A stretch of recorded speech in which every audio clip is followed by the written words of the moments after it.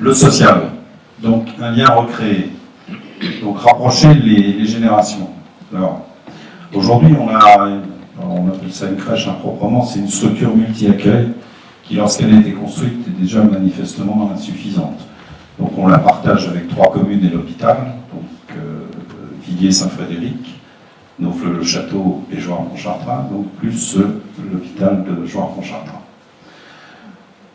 Manifestement, il va falloir en construire une autre si on veut offrir des capacités d'accueil pour nos enfants. Bien entendu, c'est un projet qui coûte extrêmement cher et rien ne dit qu'on le construira à proximité de Pontchartrain. Ceci étant, il faut accepter les règles du jeu de l'intercommunalité qui a des capacités de financement importantes, beaucoup plus que notre commune, et c'est donc par la mutualisation de ces accueils que nous pourrons apporter une réponse à l'attente des parents. La résidence Odette-Chauvin, on dit RPA, on dit maison de retraite. Nous, on prend un engagement fort, c'est déjà de restituer ou de remettre en place une structure administrative digne de ce nom, en nommant une directrice, c'est un minimum.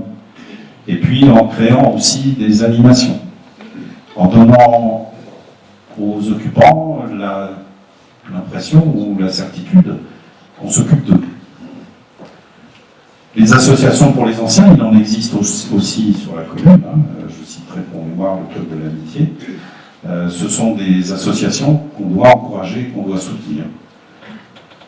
L'habitat intergénérationnel, ça c'est un concept un peu particulier qui est très novateur, surtout en France, il y a très peu d'exemples. Les premiers bâtiments intergénérationnels ont été construits à Lyon. Alors c'est quoi l'intergénérationnel ?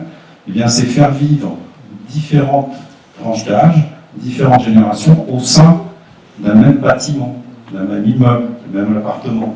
Ce qui fait que vous créez une relation entre les générations. Les anciens peuvent proposer un certain nombre d'aides ou de services, entre guillemets, garder des enfants, etc. En contrepartie de quoi les plus jeunes, à leur tour, rendent l'appareil, si je puis dire, et proposent également d'aider ces anciennes générations, ces anciens. Donc ça, c'est un concept assez novateur. On y croit, on essaiera de le faire. Il y a pour ça des mouvements, des associations qui existent en France. Il y en a une notamment que je connais à titre personnel qui porte bien son nom, qui s'appelle Réciprocité. En fait, c'est récipro, plus loin, cité. C'est-à-dire que vous avez un échange entre les générations au sein de la cité. Et ça, c'est à mon avis une forme d'avenir qui recrée, en fait, c'est ça qui est intéressant, c'est une forme d'avenir qui recrée ce qui se passait avant.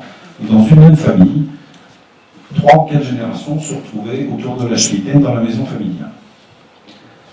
Une auto emploi communale, donc elle existe aujourd'hui, ça n'est pas novateur. Par contre, une bourse de l'emploi informatisée, ça ce sera un plus, de manière à ce que les gens qui n'ont pas forcément toutes les facilités pour se déplacer pourront consulter cette bourse de l'emploi.